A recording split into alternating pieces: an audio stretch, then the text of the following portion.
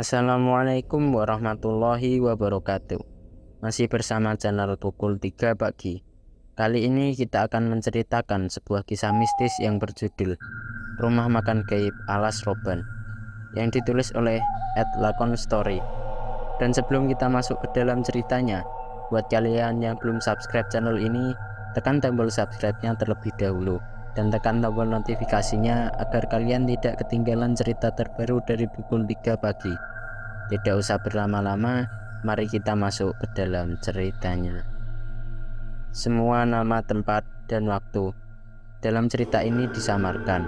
Mohon maaf bila ada kesamaan. Cerita ini terjadi ketika aku dan keluargaku melakukan perjalanan dari Jawa Barat menuju kampung halamanku yang ada di Jawa Timur. Dan tidak hanya aku, waktu itu semua anggota keluargaku benar-benar masuk dan makan di sebuah rumah makan yang ternyata rumah makan tersebut adalah rumah makan gaib. Awalnya, sepertinya anak pertamaku telah menyadari jika rumah makan tersebut adalah rumah makan gaib. Namun, karena aku saja yang kurang peka dengan semua isyarat yang diberikannya, akhirnya semua pun terjadi begitu saja. Masih sangat teringat jelas kepalaku. Waktu itu adalah liburan panjang anakku setelah dia selesai melakukan ujian nasional di sekolahnya. Aku yang memang sudah lama tidak berjumpa dengan ibuku, waktu itu hendak mengajak suamiku untuk mengunjungi orang tuaku yang berada di Jawa Timur. "Mas, mumpung dia libur, ayo pulang ke Jawa Timur," ucapku memulai obrolan di malam itu. "Kapan?" ucap suamiku singkat. "Ya, kamu bisanya kapan? Aku kangen banget sama ibu. Katanya Mbak Yuli juga melahirkan loh. Kan kita bisa sekalian jenguk dia," imbuhku. "Iya, tapi aku atur jadwal dulu ya, Dek. Kerjaanku masih banyak. Mungkin minggu depan aku baru bisa. Tapi ya nggak bisa lama-lama amat." "Gimana?" terang suamiku jelas. "Iya mas, tapi kira-kira kapan? Biar aku telepon ibu. Siapa tahu beliau nitip sesuatu," sahutku. Kalau kita berangkat Kamis malam gimana? Jadi nanti kita berangkatnya setelah aku pulang kerja. Terus Jumat dan Sabtu kita di sana, dan Minggu malam kita balik ke sini. Kalau gitu kan Senin aku bisa kerja lagi," terang suamiku jelas. "Iya wes, terserah kamu," jawabku. "Bukannya apa-apa, kalau berangkatnya Kamis malam, aku tidak terlalu banyak cuti, Dek. Cutiku jadi cuma hari Jumat dan Sabtu. Kan Minggu aku memang libur," imbuh suamiku sambil melihat kalender yang memang terpasang di dinding rumahku. "Ya sudah, Kamis depan ya berarti." "Terima kasih ya mas," sahutku sambil memeluk suamiku dari belakang. Dan akhirnya aku dan suamiku pun sepakat untuk pulang ke Jawa Timur pada hari Kamis malam. Di minggu berikutnya, aku dan suamiku pun sepakat untuk pulang ke Jawa Timur pada hari Kamis malam di minggu berikutnya. Singkat cerita, setelah beberapa hari berlalu, akhirnya hari yang kutunggu-tunggu itu pun telah tiba. Benar sekali, hari itu adalah hari Kamis, di mana aku hendak mengunjungi orang tuaku. Aku yang memang sudah lama tidak bertemu, waktu itu benar-benar menjadi sibuk mempersiapkan barang-barang bawaanku yang nantinya akan kuberikan kepada orang tuaku. "Aku kerja dulu ya, Dik. Kamu siapkan semuanya. Jangan lupa bawa baju-bajuku dan barang-barang Lila. Sian, dia masih bayi. Jangan sampai ada yang ketinggalan. Nanti sore pas aku pulang kerja, semuanya harus sudah siap. agar kita bisa langsung berangkat, ucap suamiku pagi itu sambil masuk ke dalam mobil dan pergi ke tempat kerjanya. Iya mas, jawabku dengan mulai mempersiapkan barang-barangku satu persatu. Waktu itu, tentu saja aku menyiapkan semua barang-barang bawaanku dan barang-barang anakku yang saat itu masih balita.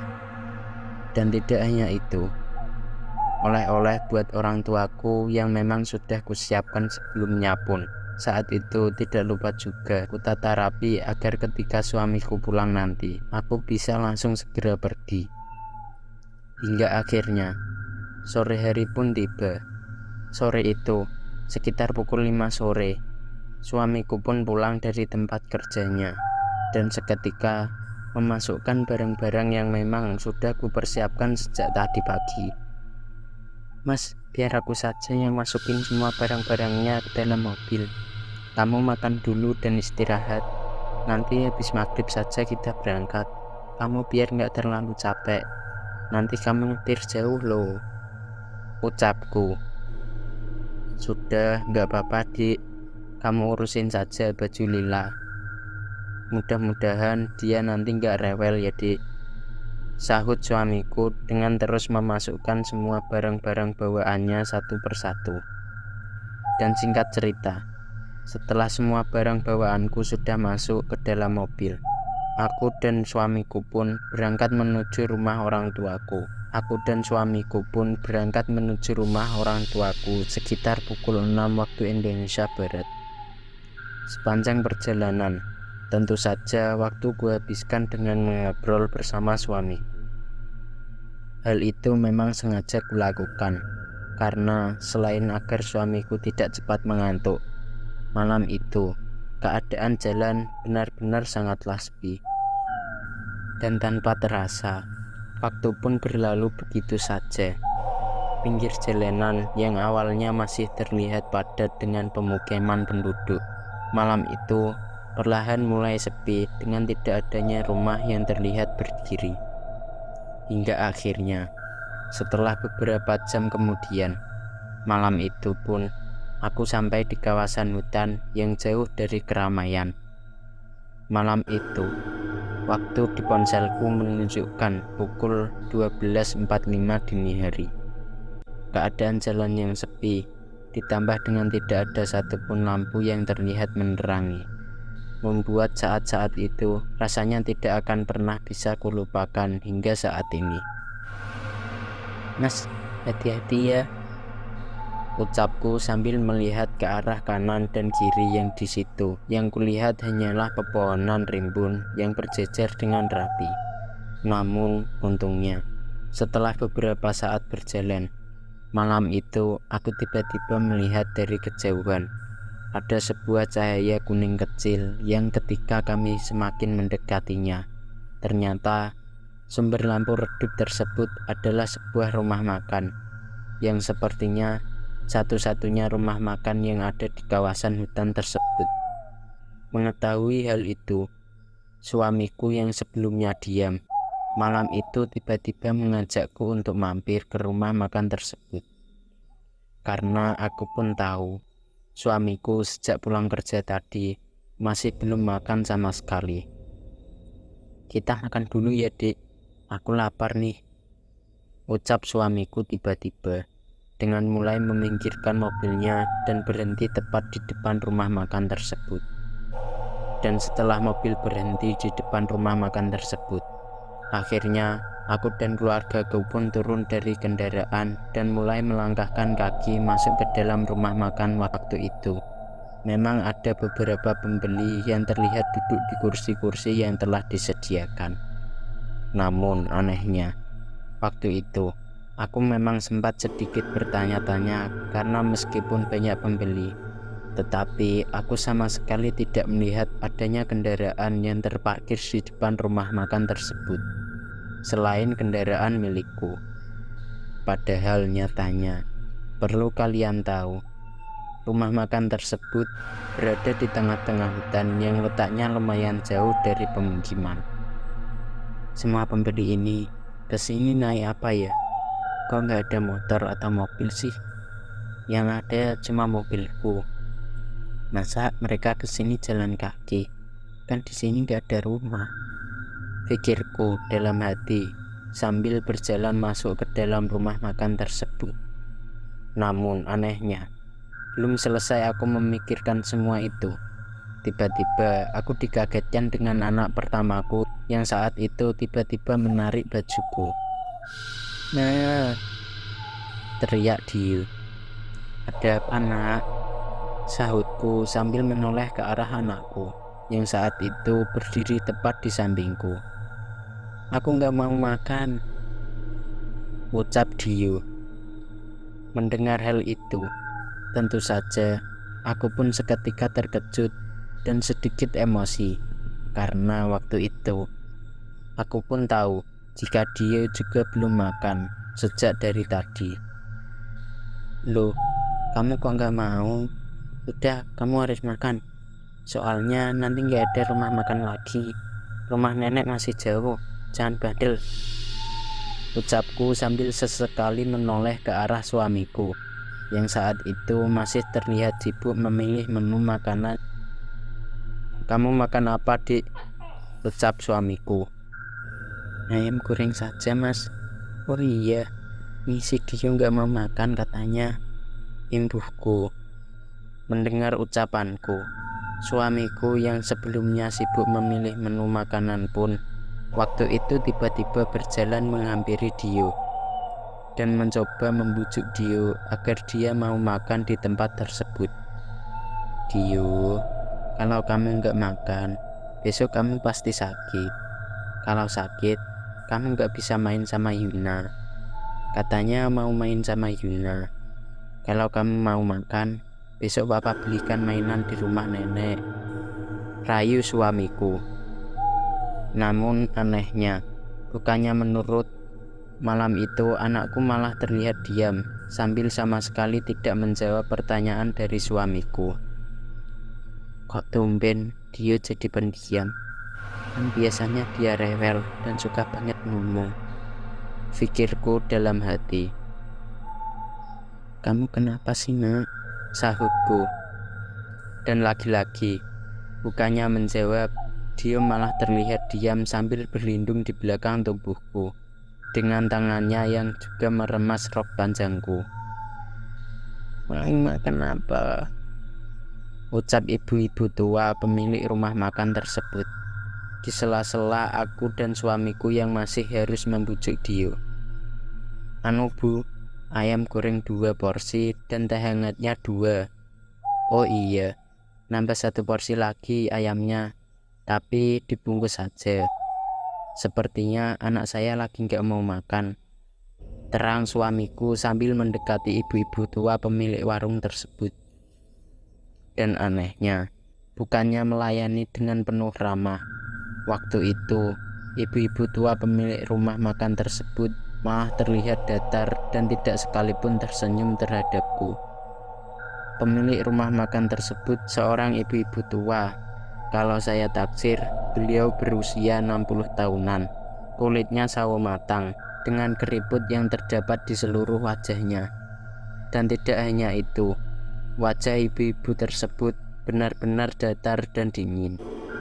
Tapi setelah ku ingat lagi, semua pembeli di rumah makan tersebut juga terlihat datar dengan tidak sekalipun mengeluarkan kata-kata. Semuanya terlihat sibuk memakan makanannya, dengan sesekali melihat ke arah bayiku yang saat itu masih tertidur lelap di gendonganku. Tutur narasumber. Dan singkat cerita, setelah pesanan sudah kami ucapkan, akhirnya aku dan suamiku pun duduk di salah satu kursi yang memang telah disediakan. Waktu itu, sembari menunggu pesananku selesai dibuatkan, tentu saja aku pun sesekali kembali melihat ke arah pembeli lain. Yang malam itu, semua pembeli tersebut benar-benar terlihat sangat aneh. Jadi, jangankan tertawa, bicara saja waktu itu tidak ada yang terlihat. Hingga akhirnya, meskipun keadaan rumah makan tergolong ramai, akan tetapi rasanya benar-benar terasa sangat sepi. dan tidak ada satu orang pun yang terdengar mengeluarkan kata-kata atau berbicara. Yang terdengar waktu itu hanya suara jangkrik, ditambah dengan suara kipas angin yang terdengar terus-terusan berputar. Mengetahui hal itu, aku pun perlahan menarik baju suamiku, sambil sedikit berbisik jika keadaan di dalam rumah makan tersebut sangatlah mencurigakan. Mas, melakukan ini aneh ya, semuanya pada diem, bisikku. Aneh gimana? Ya gitu dik, semua pada diem, kan ini sudah malam, mungkin mereka sudah ngantuk, jawab suamiku pelan. Dan setelah mendengar penuturan suamiku, aku pun akhirnya diam, dengan mulai kembali menyelimuti bayiku yang waktu itu masih dalam keadaan tertidur lelap. Namun anehnya, belum selesai aku menyelimuti bayiku, tiba-tiba aku dikagetkan dengan suara suamiku yang terlihat terkejut sambil memandangi ponselnya.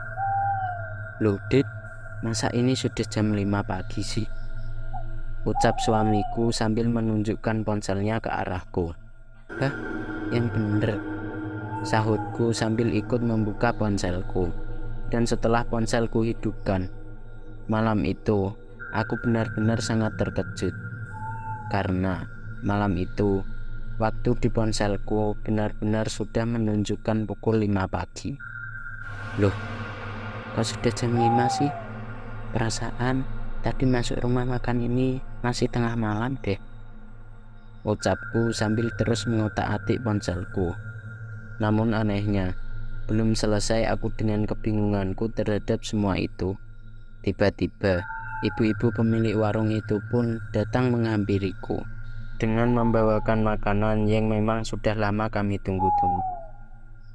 Terima kasih Bu, ucapku pelan.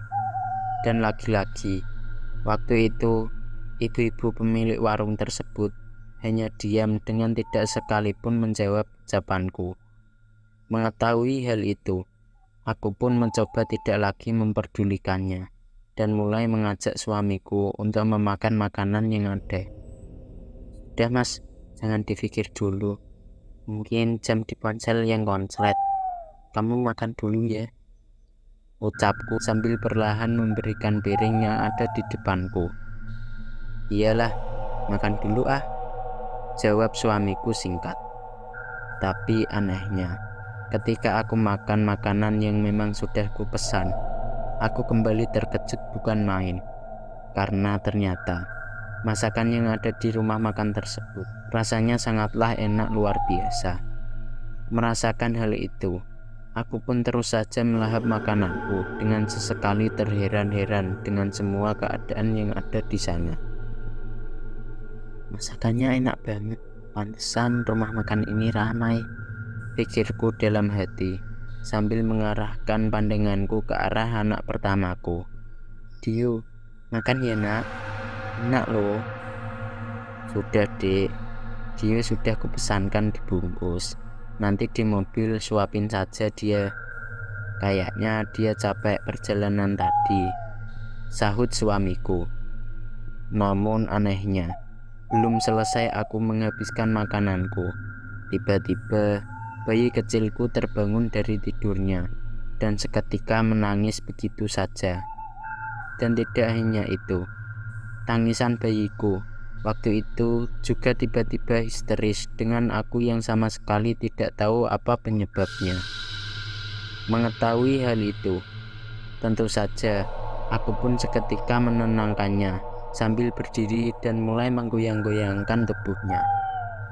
Hingga akhirnya, setelah mengetahui hal itu, suamiku pun terlihat mempercepat makan makanannya dan mulai mengambil bayiku dan digendongnya. Sudah, sini saja, biar aku yang tenangin. Kamu selesain makannya, biar aku yang bawa Lila keluar dulu. Biar ku tenangin di mobil saja. Di sini takutnya ganggu orang lain, ucap suamiku dengan seketika berdiri dan keluar dari rumah makan tersebut sambil menggendong bayiku. dan setelah suamiku pergi. Tentu saja, waktu itu aku di dalam rumah makan tersebut hanya bersama Dio yang waktu itu masih saja diam, dengan tetap tidak mengeluarkan sepatah kata. Di situ, aku terus menghabiskan makananku, yang tersisa hanya setengah saja. Dan tidak hanya itu, aku juga sesekali melihat ke arah pembeli lain. Yang anehnya, mereka terus saja memakan makanan yang ada di depannya tanpa terlihat berhenti. Dari tadi, kok nggak selesai-selesai sih orang-orang ini kalau makan? Pikirku dalam hati, dengan sesekali mengarahkan pandanganku ke arah beberapa pembeli lain yang ada di rumah makan tersebut. Lampu di rumah makan tersebut masih menggunakan lampu kuning dengan cahaya lampu yang memang menyala, tidak terlalu terang. Di dalam rumah makan terdapat sekitar 8 meja panjang, yang setiap meja terdapat sebuah buah-buahan lengkap dengan beberapa makanan ringan dan gorengan. Dan tidak hanya itu, keadaan rumah makan tersebut bisa dikatakan sangat bersih, meskipun letaknya di tengah-tengah hutan perbatasan antar kota.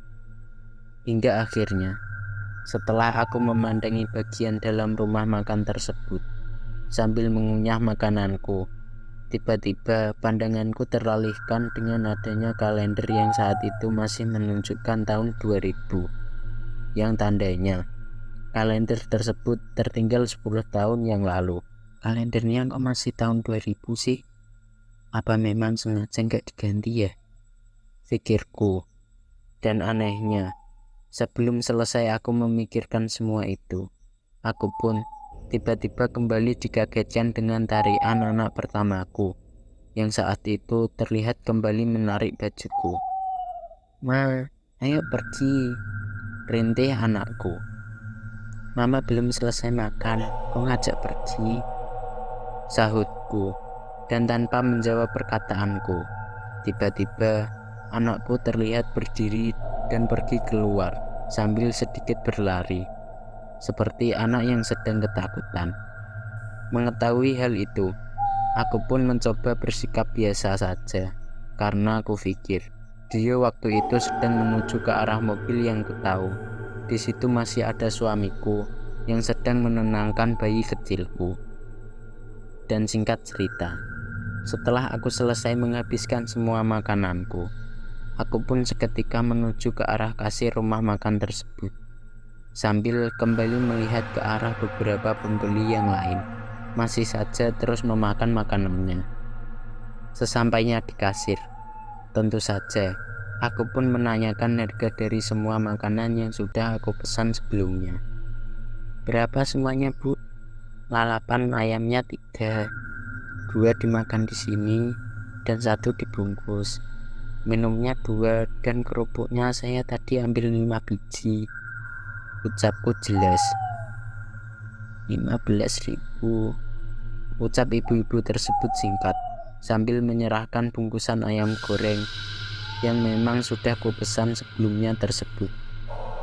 "Hah? 15.000? Apa nggak salah, Bu? Kok murah banget?" sahutku heran. Namun anehnya, bukannya menjawab, ibu-ibu tua tersebut terlihat hanya diam dengan terus menatap wajahku. Dan karena aku rasa ibu-ibu tua tersebut terlihat sangat serius, akhirnya tanpa banyak tanya lagi, aku pun langsung membayarnya dan langsung berjalan pergi meninggalkan rumah makan tersebut. Waduh, kok aneh banget sih rumah makan ini, pikirku dalam hati sambil terus melangkah keluar. Dan sesampainya aku di luar rumah makan tersebut, aku pun seketika menghampiri suamiku yang saat itu masih berusaha menenangkan bayiku yang masih saja menangis terseduh-seduh. "Lila, kok tumben ya, Dik?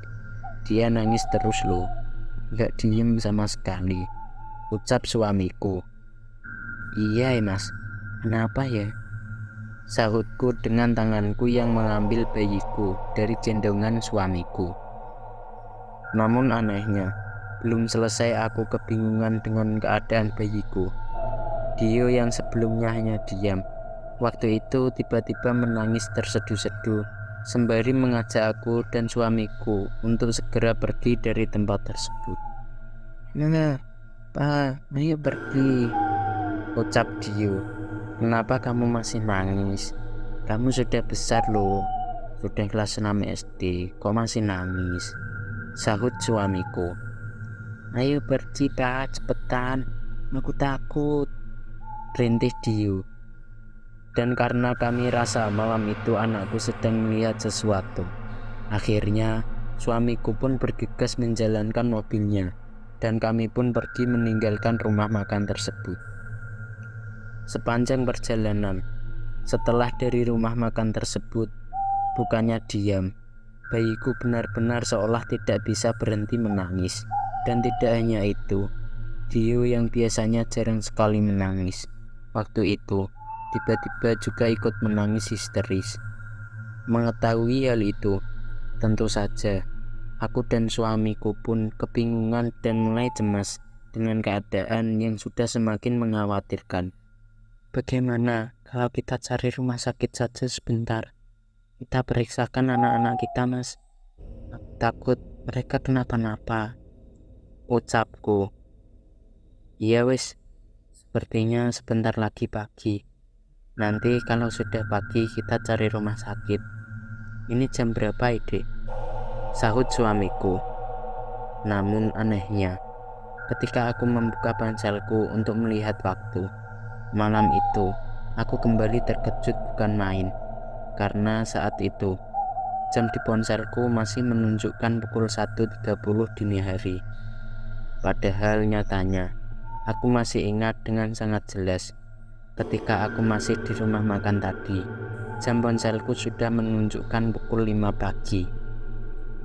"Loh, kok masih jam 1.30 dini hari sih, Mas? Perasaan tadi pas di rumah makan, aku lihat jam sudah jam 5 pagi. Ucapku bingung.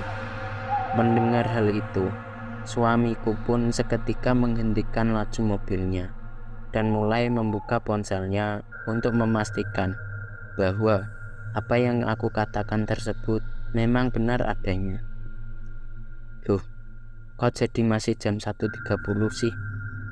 ucap suamiku dengan dia langsung turun dari mobilnya untuk melihat keadaan di sekitar jalan. "Waduh, iya Dek, ada yang tidak beres ini," imbus suamiku sambil mondar-mandir di pinggir jalan. Mengetahui semua itu, akhirnya suamiku pun memutuskan untuk segera melanjutkan perjalanan dengan pikiran yang tentu saja sudah semakin tidak karu-karuan. Rasa takut, bingung, dan heran waktu itu benar-benar campur aduk menjadi satu. Singkat cerita, beberapa jam berjalan, aku dan suamiku pun akhirnya berhasil keluar dari kawasan jalan hutan tersebut dan mulai masuk ke area perkotaan.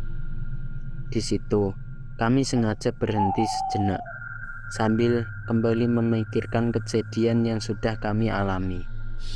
Namun sayangnya, karena kedua anakku yang masih saja tidak bisa berhenti menangis, akhirnya kami pun memutuskan untuk mencari rumah sakit atau klinik terdekat agar kami tahu apa yang sedang dialami oleh kedua anakku. Dan akhirnya, berbekal Google Map yang ada di ponselku, sekitar pukul 7 pagi, aku pun sampai di sebuah rumah sakit kecil yang ada di pinggir jalan. Di situ, tentu saja aku segera memeriksakan keadaan anakku, karena aku khawatir jika terjadi sesuatu. Dan anehnya, menurut keterangan dokter, anakku waktu itu tidak mengalami sakit apapun. Bahkan, dokter saat itu juga terlihat sedikit kebingungan dengan keadaan kedua anakku yang terus saja menangis histeris, seolah sedang disakiti oleh seseorang. Hingga akhirnya, setelah aku menceritakan semua kejadian yang telah aku alami semalam, dokter pun mulai paham dan mengatakan jika kedua anakku terkena gangguan non-medis Di situ, aku dan suamiku pun seketika lemas dan memutuskan untuk kembali melanjutkan perjalanan menuju rumah orang tuaku agar anakku segera mendapatkan bantuan. Semua itu memang sengaja kulakukan karena aku pun juga tahu sepertinya sakit seperti ini bisa disembuhkan oleh ibuku. Dan seiring berjalannya waktu, akhirnya waktu pun menunjukkan pukul 3 sore. Aku sampai di rumah ibuku tidak dengan bahagia, namun dengan keadaan bersedih karena keadaan kedua anakku di situ. Anakku seketika dirawat dan diobati oleh ibuku dengan obat-obatan dan doa-doa Jawa yang aku pun tidak tahu apa artinya. Keesokan harinya, setelah dia berhasil sedikit tenang, aku pun perlahan mencoba menanyakan apa yang sebenarnya dia lihat di rumah makan semalam. Menurut Dio, di rumah makan tersebut, dia melihat banyak sekali perempuan telanjang bulat dengan rambut yang hanya sebagian. Dan tidak hanya itu, semua perempuan yang Dio lihat, semuanya sedang makan anggota tubuh manusia. Ada yang sedang makan jari manusia, telinga manusia, hidung manusia, hingga kaki manusia. Mendengar hal itu, aku pun seketika terkejut bukan main, karena aku sama sekali tidak melihat apa yang Dio lihat. Yang kulihat waktu itu hanya ada beberapa orang makan, namun tidak kunjung selesai. Dan akhir cerita, setelah mendengar semua penuturan Dio, kami pun ketika kembali pulang ke Jawa Barat tidak berani lagi melalui jalan tersebut. Kami sengaja memilih jalan tol agar semua keluargaku aman dari gangguan yang tidak kuinginkan. Dan selanjutnya, setelah aku menceritakan semua pengalamanku itu dan rekanku yang kebetulan tinggal tidak jauh dari kawasan hutan tempat aku bertemu rumah makan tersebut, mereka semua menjelaskan jika di sepanjang kawasan tersebut sama sekali tidak ada rumah makan yang seperti aku ceritakan. Hal itu dikuatkan dengan beberapa tahun berikutnya. Ketika aku kembali mudik, aku sengaja mencoba kembali melewati kawasan hutan itu untuk memastikan keberadaan rumah makan tersebut. Dan nyatanya, aku sama sekali tidak menjumpai rumah makan yang dulu pernah aku hampiri tersebut. Kenyataan tersebut tentu saja seketika membuat aku terheran-heran dengan apa yang sudah aku temukan. Bahkan, aku pun juga masih ingat nasi bungkusan yang dulu sempat dibungkus. Waktu itu isinya pun juga nasi dan lalapan ayam, sesuai dengan apa yang sudah kupesan. Semuanya benar-benar nampak normal, dengan tidak ada sedikit pun tanda-tanda jika rumah makan tersebut nyatanya adalah rumah makan setan. Dan akhirnya, kini pengalaman tersebut menjadi sebuah cerita tersendiri di dalam hidupku. Kini, meski Dio dan Nila sekarang sudah tumbuh dewasa, aku masih saja sering menceritakan tentang pengalaman ini kepada mereka. Bahwasanya, kita sekeluarga pernah makan di rumah makan tak kasat mata. Dalam cerita ini, narasumber tidak memberikan informasi pasti tentang di mana letak persis dari rumah makan gaib tersebut. Namun, setelah kami gali lebih dalam lagi, kami menduga jika letak rumah makan gaib tersebut ada di kawasan Alas Roban. Hal itu dikuatkan dengan berbagai bukti dan cerita dari narasumber yang memang sengaja tidak diperkenankan untuk dibagikan. Terlepas dari semua itu, semoga dengan adanya pengalaman seperti ini membuat kita bisa lebih berhati-hati lagi dalam berpergian. Terima kasih teman-teman. Semoga cerita ini menemani hari kalian.